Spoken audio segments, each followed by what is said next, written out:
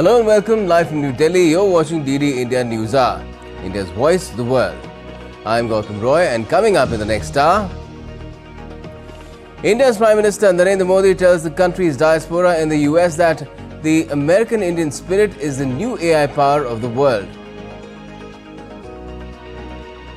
मैं मानता हूं कि AI का मतलब है अमेरिका, इंडिया, ये स्पिरिट है. India to open 2 new consulates in the US cities of Boston and Los Angeles. Prime Minister Modi makes the announcement at a mega Indian diaspora event in New York.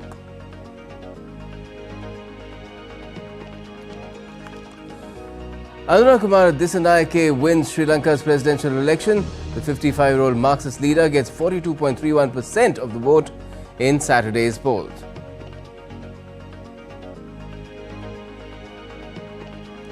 The Israel-Hezbollah conflict escalates with more airstrikes and rocket fires exchanged.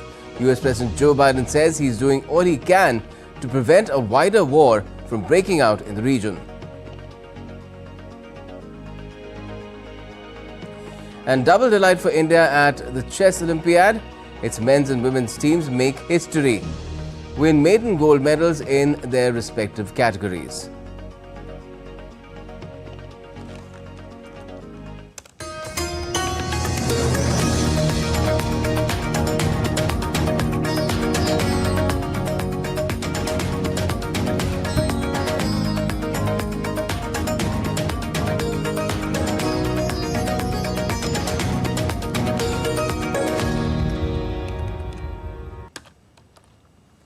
Now, India's Prime Minister Narendra Modi, who's on a 3-day visit to the US, addressed the Indian diaspora at Nassau Coliseum in New York on Saturday.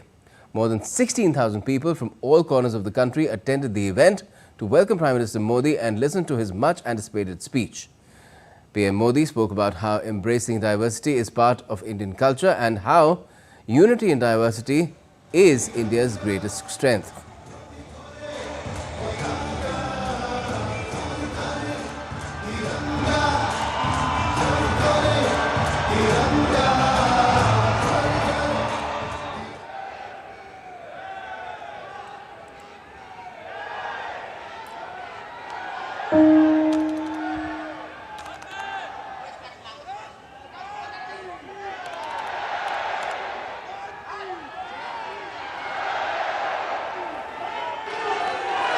मां भारती ने जो हमें सिखाया है वो हम कभी भी भूल नहीं सकते. हम जहां भी जाते हैं सबको परिवार मानकर उनसे घुल मिल जाते हैं. डायवर्सिटी को समझना, डायवर्सिटी को जीना,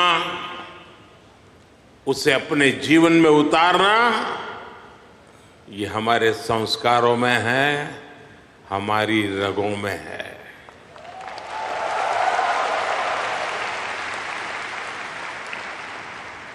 हम उस देश के वासी हैं जहां सैकड़ों भाषाएं हैं, सैकड़ों बोलियां हैं, दुनिया के सारे मत है, पंथ है, फिर भी हम एक बनकर, नेक बनकर आगे बढ़ रहे हैं.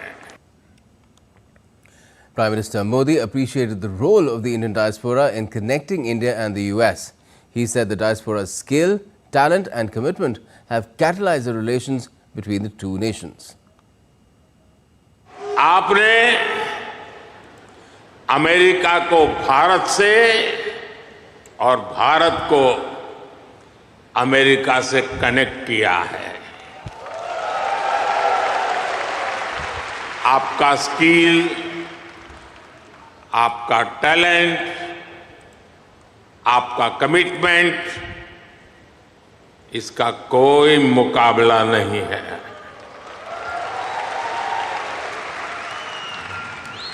आप 7 समंदर पार भले आए गए हैं, लेकिन कोई समंदर इतना गहरा नहीं जो दिल की गहराइयों में बसे हिंदुस्तान को आपसे दूर कर सके।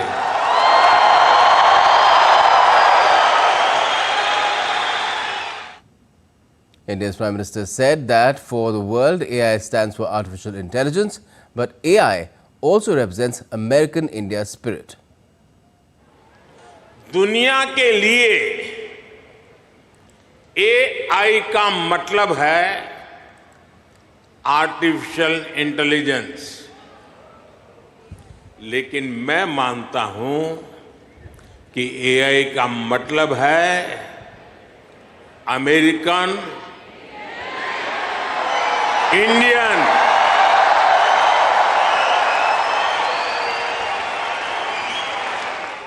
अमेरिका इंडिया ये स्पिरिट है, और वही तो नई दुनिया का AI पावर है।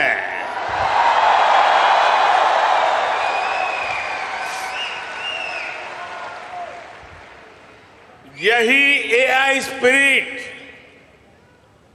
भारत अमेरिका रिश्तों को नई ऊंचाई दे रहा है। Now, Prime Minister Modi said that the world's largest election was held in India earlier this year. जब हम भारत की डेमोक्रेसी का उसका स्केल देखते हैं तो और भी गर्व होता है। 3 महीने का पोलिंग प्रोसेस, 15 मिलियन यानी 1.5 करोड़ लोगों का पोलिंग स्टाफ, 1 मिलियन यानी 10 लाख से ज्यादा पोलिंग स्टेशन, 2,500 से ज्यादा पॉलिटिकल पार्टीज, 8,000 से ज्यादा कैंडिडेट्स, अलग अलग भाषाओं के हजारों न्यूज़पेपर्स, सैकड़ों रेडियो स्टेशन, सैकड़ों टीवी न्यूज चैनल, करोड़ों सोशल मीडिया अकाउंट्स, लाखों सोशल मीडिया चैनल्स, ये सब भारत की डेमोक्रेसी को वाइब्रेंट बनाते हैं। ये फ्रीडम ऑफ एक्सप्रेशन के विस्तार का दौर है। इस लेवल की स्क्रूटनी से होकर हमारे देश की चुनावी प्रक्रिया गुजरती है। और साथियों, इस लंबी चुनावी प्रक्रिया से गुजरकर इस बार भारत में कुछ अभूतपूर्व हुआ है। क्या हुआ है? क्या हुआ है? क्या हुआ है? क्या हुआ है? अब की बार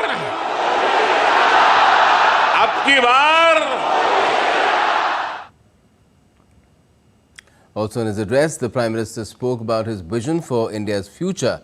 He called it PUSHP, which in Hindi means a flower. He said that the acronym PUSHP is putting India on the path to progress and prosperity.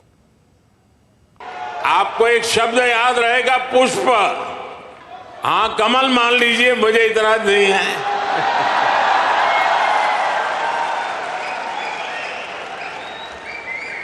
पुष्प, और मैं पुष्प को डिफाइन करता हूं, P for progressive Bharat, U for unstoppable Bharat, S for spiritual Bharat, H for humanity first को समर्पित Bharat,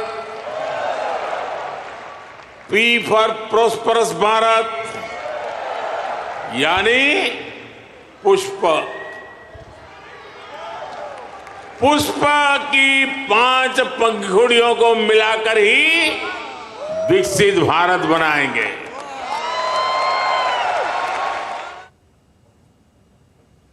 Now, Prime Minister Modi also said that India is now the land of opportunities. The country does not wait for opportunities anymore. Instead, it creates them. आज land of opportunities है, अवसरों की धरती है। अब भारत अवसरों का इंतजार नहीं करता, अब भारत अवसरों का निर्माण करता है।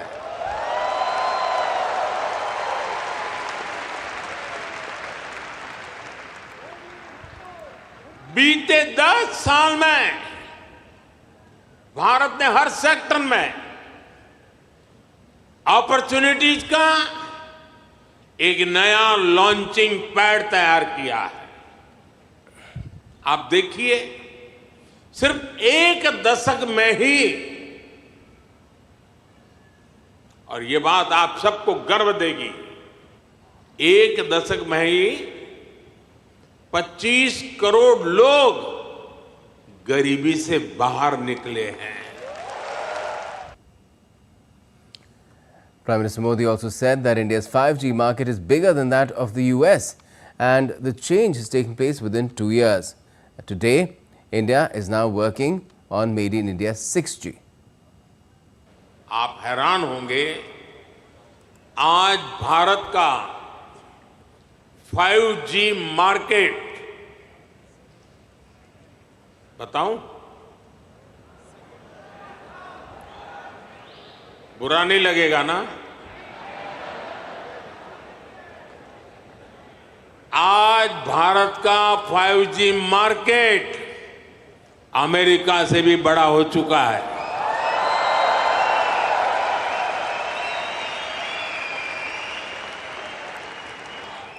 और ये 2 साल के भीतर भीतर हुआ है। अब तो Bharat made in India 6G पर काम कर रहा है। ये कैसे हुआ?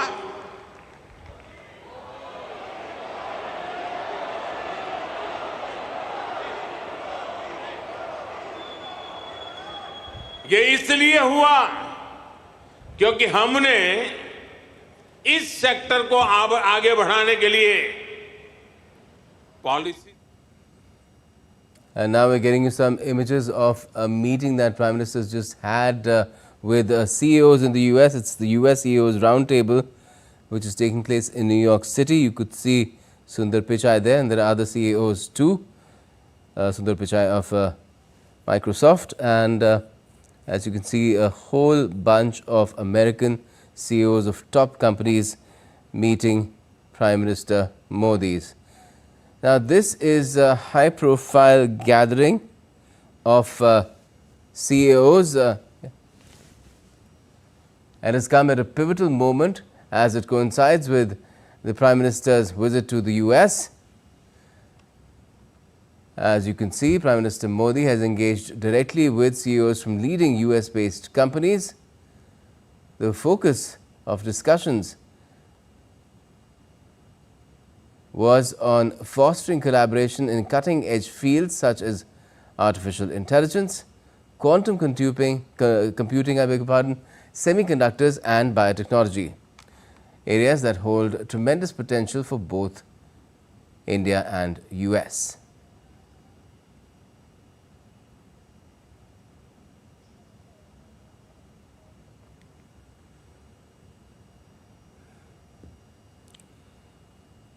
Prime Minister Modi has taken keen interest in interacting with the US industry in his previous trips to the country as well.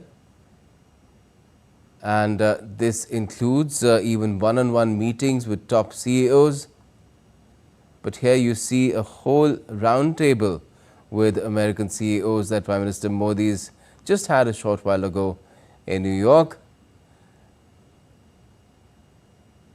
all the key areas of concern that India has, where taking cooperation, ensuring that these companies come and invest in India as well, and ensure that cutting edge technology comes to India. People get skilled, they get jobs.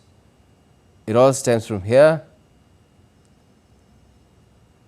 India has best trade and investment ties with the US, and these companies form the backbone of that. The last fiscal saw the US investing almost $5 billion in India. Trade is, it's the top Indian trade partner. India has a trade advantage there as well. It's in our favor to the tune of $190 billion, but a long stated goal has been to take it to $500 billion. And it's meetings like these which turn the focus on that quest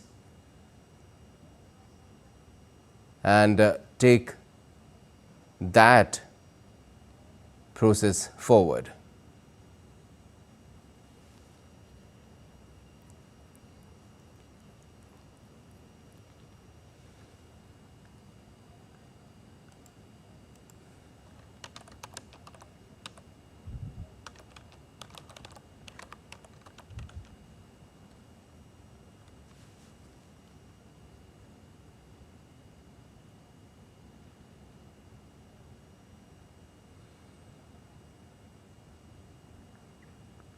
Just a few days ago, Prime Minister Modi had chaired a roundtable with the top leaders of the semiconductor industry as well in India itself, when India had Semicon India, the event which turned a lot of focus onto India's quest to become a global semiconductor hub. A lot of projects, joint ventures are coming up now in that field in India, and even today there's been a watershed arrangement that has been arrived at between India and US, where the India Semiconductor Mission will be assisting in the setting up of a new fab, which is national security, telecom and green energy oriented. It will have a focus on making chips that are used in these industries, and this has come due to a direct focus on ensuring that semiconductor supply chains are diversified, and India becomes a part of that picture as well.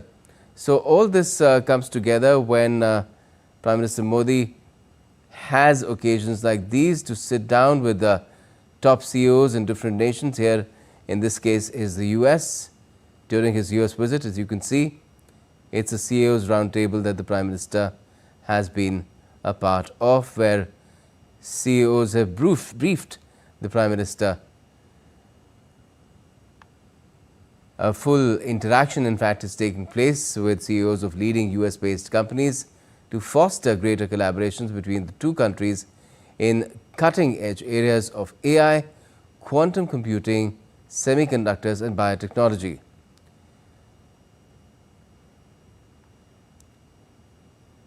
Prime Minister Modi, as you can see, has engaged directly with CEOs from leading US-based companies. Alphabet CEO Sundar Pichai also participated in this meeting. He can be clearly seen addressing and briefing the Prime Minister there as well. And India's Prime Minister also spoke about how the country will play a role in enhancing global growth. This was during the diaspora event. Bharat दुनिया में एक नए catalyst agent की तरह उभर रहा है और इसका प्रभाव हर सेक्टर में दिखेगा। ग्लोबल ग्रोथ के प्रोसेस को तेज करने के लिए भारत का रोल अहम होगा। ग्लोबल पीस के प्रोसेस को तेज करने के लिए भारत का रोल अहम होगा। ग्लोबल क्लाइमेट एक्शन को स्पीड अप करने में भारत का रोल अहम होगा। ग्लोबल स्किल गैप को दूर करने में भारत का रोल अहम होगा। ग्लोबल इनोवेशंस को नई दिशा देने में भारत का रोल अहम होगा। ग्लोबल सप्लाई चेन में स्टेबिलिटी के लिए भारत का भूमिका अहम होगा। साथियों, भारत के लिए शक्ति और सामर्थ्य का अर्थ है, भारत के लिए शक्ति और सामर्थ्य का अर्थ है ज्ञानाय, दानाय, च रक्षणाय। यानी knowledge is for sharing, wealth is for carrying, power is for protecting. And during the diaspora event, the Prime Minister also announced that India will open 2 new consulates in Boston and Los Angeles in the US. मुझे आपको ये बताते हुए खुशी है कि आपके सुझावों के बाद भारत ने बोस्टन और लॉस एंजलिस में 2 नए कॉन्सुलेट खोलने का निर्णय लिया है. Now, India and the US have entered into an arrangement to set up manufacturing of a new semiconductor fabrication plant focused on advanced sensing, communication and power electronics for national security, next generation telecommunications and green energy applications. It will be the first ever India-US semiconductor fab cooperation of its kind. US President Joe Biden and India's Prime Minister Narendra Modi hailed a watershed arrangement to establish a new semiconductor fabrication plant focused on advanced sensing, communication and power electronics for national security, next generation telecommunications and green energy applications. The fab will be enabled by support from the India Semiconductor Mission as well as a strategic technology partnership between Bharat Semi, Third iTech and the US Space Force. Some of the key highlights are, this is the first ever India-US semiconductor fab cooperation of its kind. It's the first time ever the US military has agreed to do a technology partnership for these highly valued technologies with India, hence making it a watershed moment as powerful as the civil nuclear deal. The fab becomes not only India's first, but also one of the world's first multi-material fab for national security. The Bharat Semi fab, titled Shakti, also becomes one of the first fabs of its kind in the Quad. The fab will focus on 3 essential pillars for the modern war fighting: advanced sensing, advanced communications, and high voltage power electronics. These 3 areas also have huge growing needs for commercial sectors such as railways, telecom infrastructure and data centers and green energy. These semiconductors fall under a family known as compound semiconductors. 3 main tech areas include infrared, gallium nitride and silicon carbide. It's part of PM Modi's vision for India to become a chip maker from a chip taker. This fab becomes a national asset and further helps India's goals of becoming a net security provider in the region. This is a glass ceiling broken in tech diplomacy and years down the road will go down in history books as a watershed moment in India-US relationships. India's current import bill in these semiconductors for national security alone is $1 billion a year. This becomes the first true India-US semiconductor fab project. Other projects in the past have included testing and assembly OSAT. But this is raising the game and going into true chip fabrication, the holy grail of semiconductors. Bharat चाहता है दुनिया में ज्यादा से ज्यादा device made in India chip पर चलें. हमने सेमीकंडक्टर सेक्टर को भी भारत की तेज ग्रोथ का आधार बनाया है. पिछले साल जून में भारत ने सेमीकंडक्टर सेक्टर के लिए इंसेंटिव घोषित किए थे. इसके कुछ ही महीनों बाद माइक्रोन की पहली सेमीकंडक्टर यूनिट का शिलान्यास भी हो गया.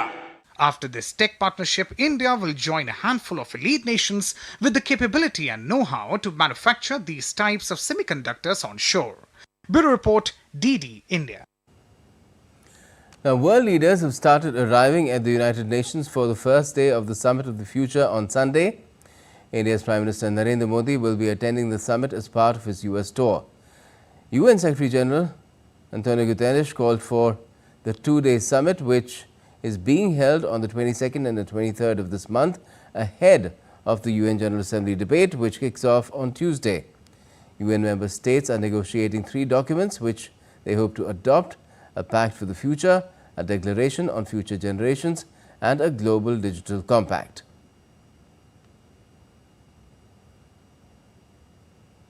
And Prime Minister Modi will be addressing the Summit of the Future at the United Nations on the 23rd, which is Monday.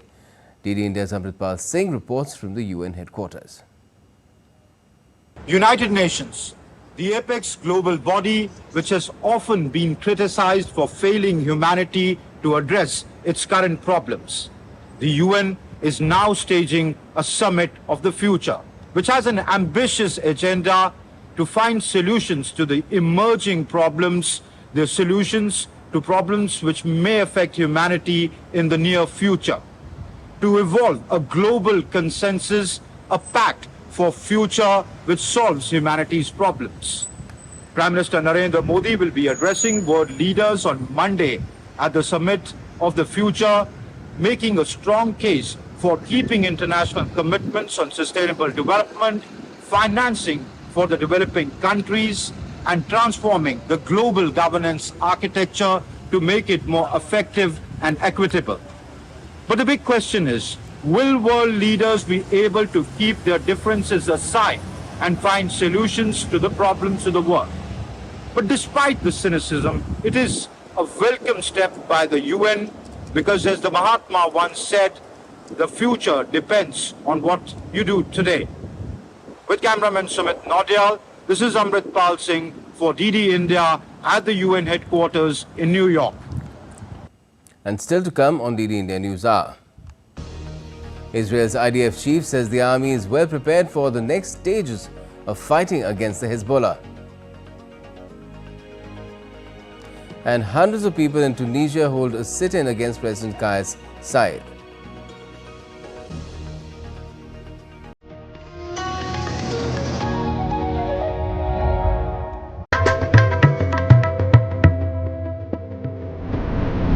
Welcome to Jharkhand, the land of forests.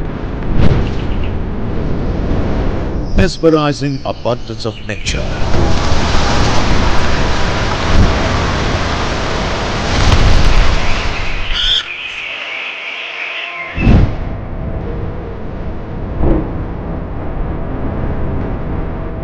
Vast accumulation of natural resources.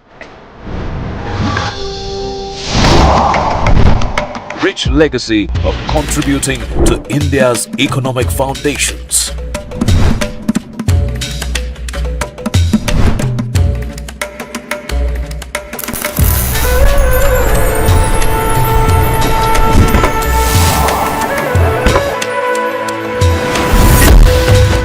Preserving a vast and diverse tribal culture.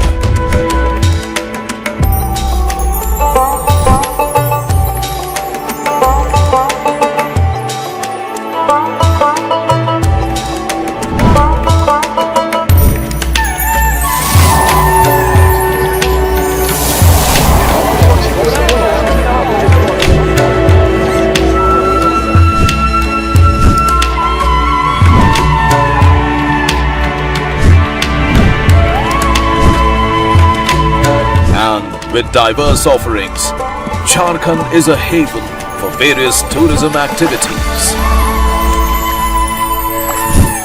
shaping India's future generations with quality education, a breeding ground for future sports persons.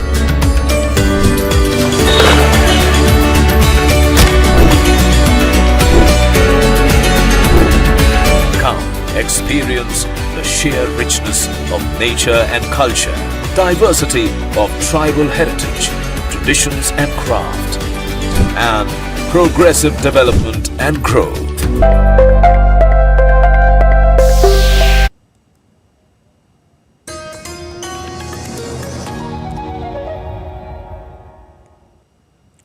Welcome back. You're watching DD India News Hour. I'm Gautam Roy. Now, Israel's army chief Herzi Halevi has said on Sunday that the army is well prepared for the next stages of fighting against the Hezbollah in Lebanon. Israel and Hezbollah exchanged heavy fire into Sunday. Israeli warplanes carried out the most intense bombardment in almost a year of conflict across Lebanon's south. The Israeli military said that it struck nearly 300 targets on Saturday, including thousands of Hezbollah rocket-launched barrels. It also said that it would continue to hit more such targets. Israel closed schools and restricted gatherings in many northern areas and ordered hospitals there to transfer their operations to facilities with extra protection from rocket and missile fire. We have attacked over the past few days hundreds of terrorist targets in Lebanon. This morning, Hezbollah fired to the north once more. This fire was directed towards civilians. No sovereign state can tolerate such a threat against its citizens and its sovereignty. Hezbollah places its launchers next to Lebanese civilians, and by that it endangers them. We will do whatever it takes to remove threats against Israel. We will return the residents safely to their homes. Of Hezbollah still has not understood this after the past 2 weeks, then it will keep getting hit until it does. We have attacked over the past few days. The Israeli army also released a short video of the Home Front Command inspecting the damage from Hezbollah rockets hitting Kiryat Bialik on Sunday. The army said in their Telegram channel that there had been a barrage of rockets from Lebanon into northern Israel overnight, and on Sunday morning, 2 elderly men and a teenage girl were wounded by shrapnel in Kiryat Bialik, Israeli medics service reported. Israel's ambassador to the United Nations has told world leaders at the UN on Sunday that his country is a peaceful nation but will use all means to protect its people. Israeli Ambassador Danny Danon was addressing the leaders at the Summit of the Future. Israel is fully committed to this pact and the pursuit of the SDGs. We continue to face relentless attacks from non-state actors that threaten our very existence. As we gather here today to speak about the future, hundreds of rockets are being fired at our civilian population. Let me be clear, we are a peaceful nation. We do not seek war, nor do we desire it. However, we will not stand by as our people are attacked. We will use all means at hand, our determination, our innovation, and our strength to protect our people. After concluding the Quad Leaders Summit in Delaware, U.S. President Joe Biden returned to the White House on Sunday. While addressing the media, Joe Biden said that the United States will do everything possible to prevent an escalation of the conflict in West Asia as hostilities flare between Israel and Hezbollah. Yes, I am, but we're going to do everything we can to keep a wider war from breaking out. And we're still pushing hard. Thank you. Biden also said that the meetings with Quad leaders were successful and that they are working unitedly. We had very successful meetings with the Quad in Delaware.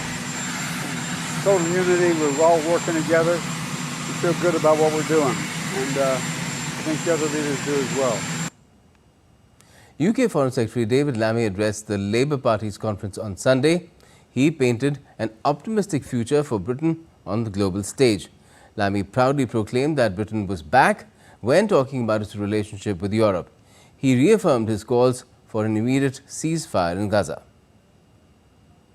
In my first weeks of government, I went to Israel and the occupied Palestinian territories to call for an immediate ceasefire. Words no previous foreign secretary had even used. A shooting outside a nightclub in the U.S. state of Alabama on Saturday left 4 people dead and 18 injured. A video captured in the aftermath of the shooting showed a victim's body on the sidewalk and several eyewitnesses talking to each other. Multiple shooters fired into a group of people as they waited to enter the nightclub in Birmingham. A manhunt for the suspects is underway. Officials from the FBI and the Bureau of Alcohol, Tobacco and Firearms have been assisting in the probe. Sri Lanka elected a Marxist-Leninist leader, Anura Kumar Desanayake, as its new president on Sunday, putting faith in his pledge to fight corruption and bolster a fragile economic recovery following the Southeast Asian nation's worst financial crisis in decades. 55-year-old Desanayake, who does not possess political lineage like some of his rivals in the presidential election, knocked out incumbent Ranil Wickremesinghe and opposition leader Sajith Premadasa. The election was a referendum on Wickremesinghe, who led the heavily indebted nation's fragile economic recovery from an economic meltdown, but the austerity measures which were key to this recovery angered voters. He finished third with 17% of the votes. Desanayake polled 5.6 million or 42.3% of the votes, a massive boost compared to the 3% he had managed to secure in the last presidential election in 2019. Premadasa came second with 32.8%. There was a need for a government with a mandate from the people if you want to rescue the country from the crisis. We know in the recent past the mandate was distorted. The distortion of the people's mandate affected the parliament and other institutions beyond that. The people's mandate that is needed to take this country forward is being established. That was the main point of the presidential election. And I think the general election should be held immediately after. India's Prime Minister Modi congratulated Desanayake. He wrote on X, and I quote, "Congratulations, Anura Desanayake, on your win in the Sri Lankan presidential elections. Sri Lanka is very important to India's neighbourhood first policy and Vision Sagar. I am excited to work with you to build our partnership and improve life for our people and the entire region." Unquote. And India's High Commissioner to Sri Lanka, Santosh Jha, called on President-elect Anura Kumar Desanayake. The envoy conveyed the greetings from India's leadership and congratulated Desanayake on winning the mandate. India, as Sri Lanka's civilizational twin, says it is committed to further deepening the ties for the prosperity of the people of their two nations. Hundreds of Tunisians protested on Sunday against President Kais Saied, accusing him of deepening his authoritarian rule and stifling political competition 2 weeks before a presidential election. Amid a heavy police presence, protesters for a second week marched along the capital, Tunis's main avenue, a focal point of the 2011 Arab Spring Revolution, chanting slogans including, and I quote, "The people want the fall of the regime," end quote, and also, quote again, "Out with dictator Saied," unquote. The protest came after lawmakers proposed a bill to strip the administrative court of its authority to adjudicate electoral disputes, a move that the opposition says would discredit the 6th of October election and pave the way for Saied to secure a second term. Political tensions in the North African country have risen since an electoral commission named by Saied disqualified 3 prominent presidential candidates.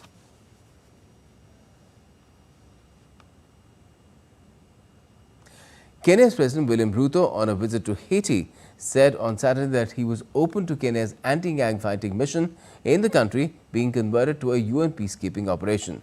Ruto visited violence-plagued Haiti to assess the progress of the multinational security support mission, where Kenya is playing a leading role to curb rampant gang violence that has ushered years of political chaos and mass displacement.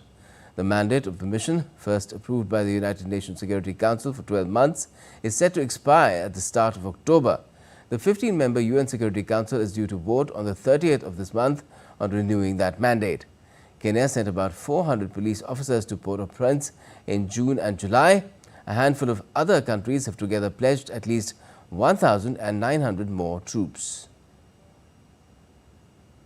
As you are all aware, on the 21st of September last year, a day like today, I stood before the United Nations General Assembly to undertake Kenya's leadership of the multinational security force subsequent to the United Nations Security Council providing the necessary mandate.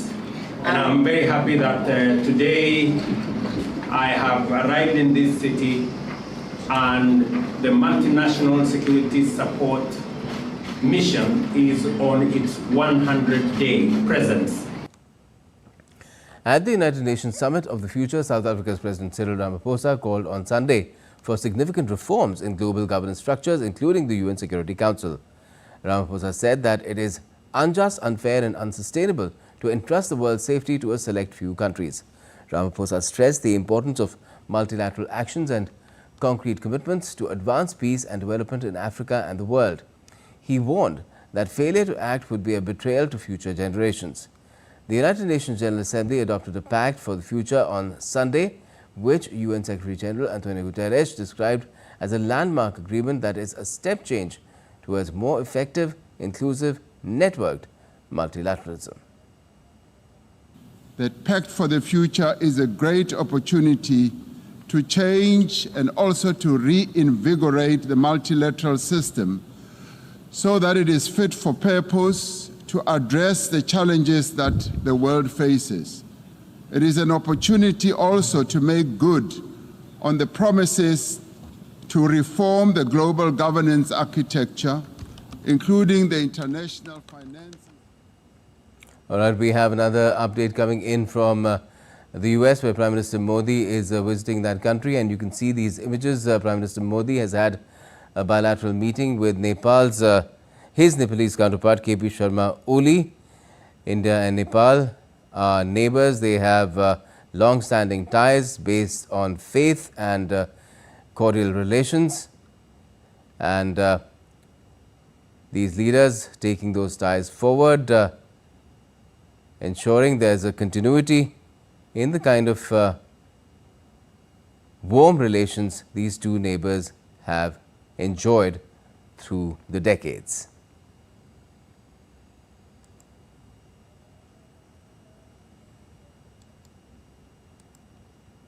Just recently, KP Sharma Oli returned to the Prime Minister's chair in Nepal, and Prime Minister Modi was among the first few leaders to congratulate him.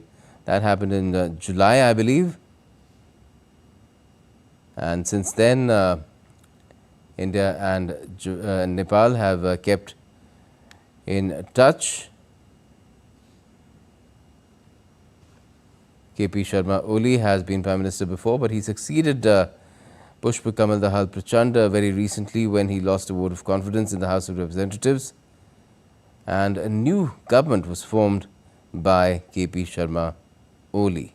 It's a coalition government, as is in India.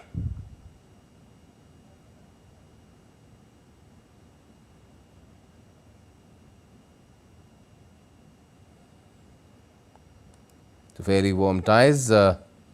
In fact, when KP Sharma Oli became Prime Minister again in Nepal, Prime Minister Modi had congratulated him on X, and he had said that he looked forward to working closely to further strengthen the deep bonds of friendship between our two countries and to further expand our mutually beneficial cooperation for the progress and prosperity of our peoples. That's what he had said to KP Sharma Oli after he became Prime Minister again of India's neighbor Nepal, and they just had a bilateral meeting in New York.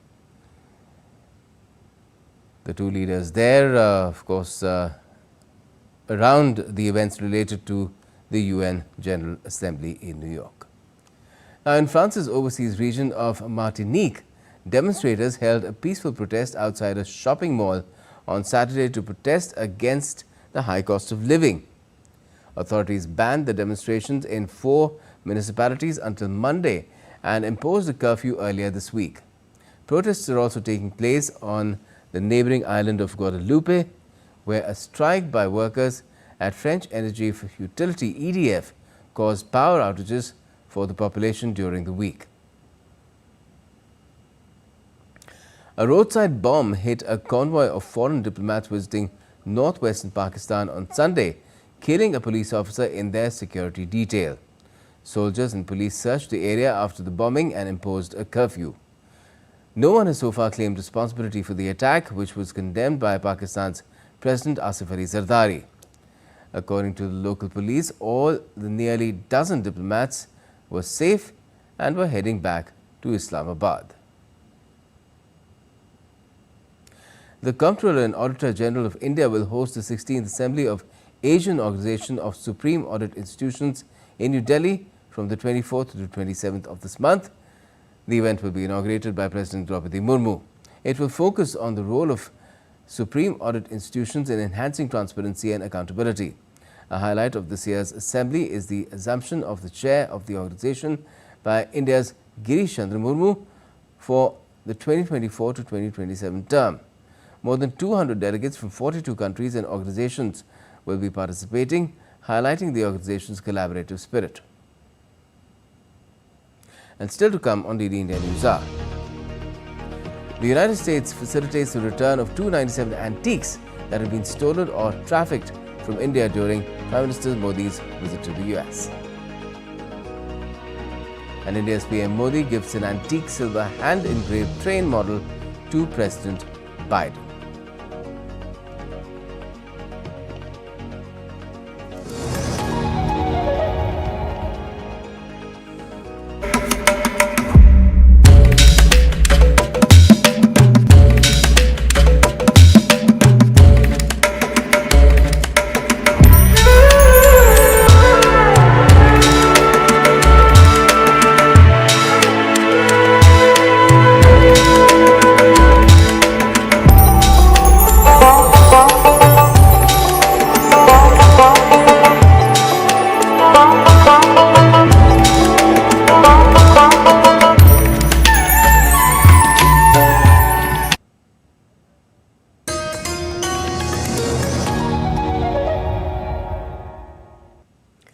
Welcome back. You're watching DD India News Hour. I'm Gautam Roy.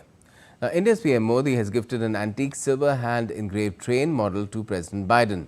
Signifying the robust linkages between India and the US, the model has been customized by inscribing Delhi, Delaware on the side of the main carriage and Indian Railways on the sides of the engine in English and Hindi, based on the standard format used on passenger trains in India. This vintage silver hand-engraved train model is a rare and extraordinary piece, masterfully crafted by artisans from Maharashtra, renowned for its rich heritage in silver craftsmanship. This masterpiece not only highlights the artisan's exceptional skill, but also serves as a glowing testimony to the long history of Indian Railways and its global influences.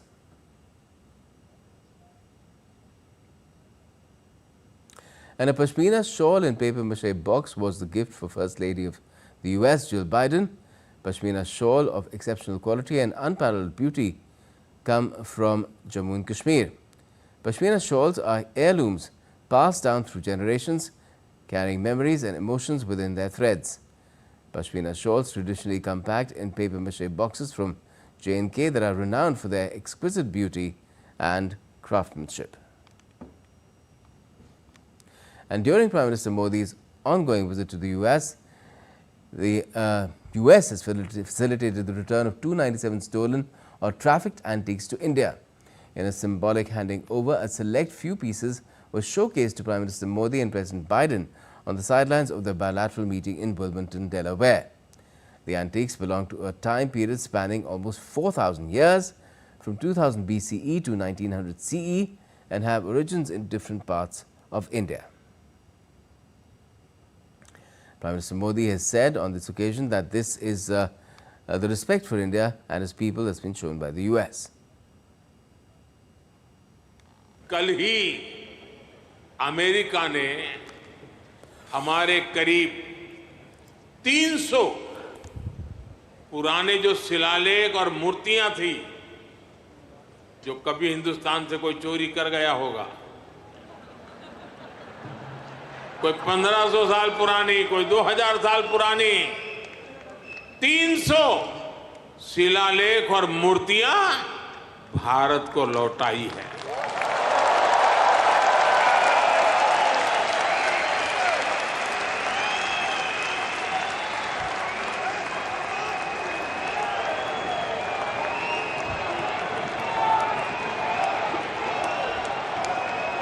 अभी तक America ऐसी लगभग 500 धरोहरें भारत को लौटा चुका है। ये कोई छोटी सी चीज लौटाने का विषय नहीं है। ये हमारी हजारों वर्षों की विरासत का सम्मान है। ये भारत का सम्मान है और ये आपका भी सम्मान है। मैं अमेरिका की सरकार का इसके लिए बहुत आभारी हूं। Now it's time to get to some sporting updates. Well, the Indian chess team has scripted history by bagging 2 gold medals in the open and women's sections respectively on Sunday in Budapest. In the open section, Indian men's team outplayed Slovenia with a score of 3.5 versus 0.5. Gukesh, Arjun and Pragnananda secured wins, whereas Vidit drew his game comfortably in the round of 11. Meanwhile, in the women's section, the team crushed Azerbaijan. Harika, Divya and Vantika scored wins, whereas Vaishali settled for a draw. The Indian team will also be awarded the prestigious Gaprindashvili Cup, which is given to the best performing federation that includes the performance of open and women's sections. With this victory, India has bettered its performance from the 2022 Olympiad, where it won a bronze medal on home soil. Previously, India had won a bronze title in the 2014 edition. Well, Prime Minister Modi has said that every Indian is proud of this achievement by the Indian chess team.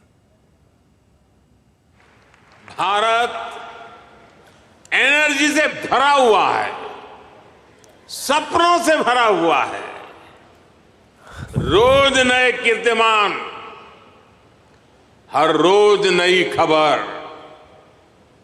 आज ही एक और बहुत अच्छी खबर मिली है।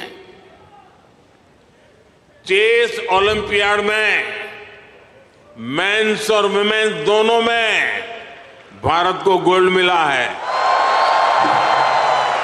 ये लगभग 100 साल के इतिहास में पहली बार हुआ है।